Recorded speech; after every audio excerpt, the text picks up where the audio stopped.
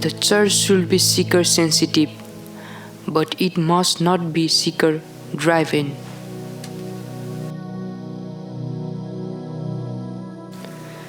Absolutely nothing will revitalize or discourage the church faster than rediscovering its purpose.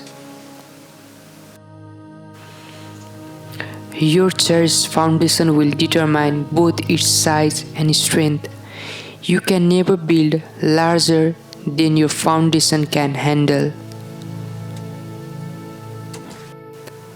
Evaluate your church by asking what is your business and then how business.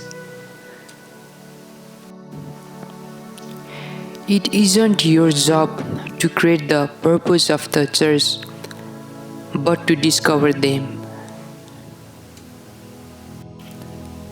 We may be innovation with style of ministry, but we must never alter the substance of it.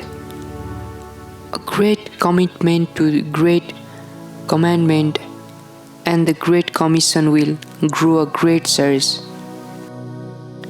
As Christians, we are called to belong, not just to believe. Don't focus on growing a church with programs, focus on growing people with a progress. There is no single key to church health and church growth. A balanced church will be a healthy. Jesus started where people were at their level of commitment, but he never left them there.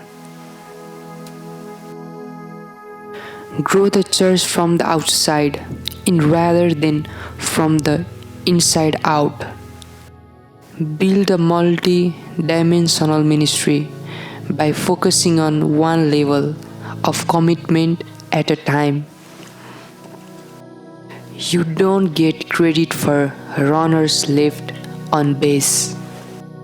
Any church can be purpose-driven, regardless of its size. A clear purpose not only defines what we do, it defines what we don't do. Plans, programs, and personalities don't last, but God's purpose will last.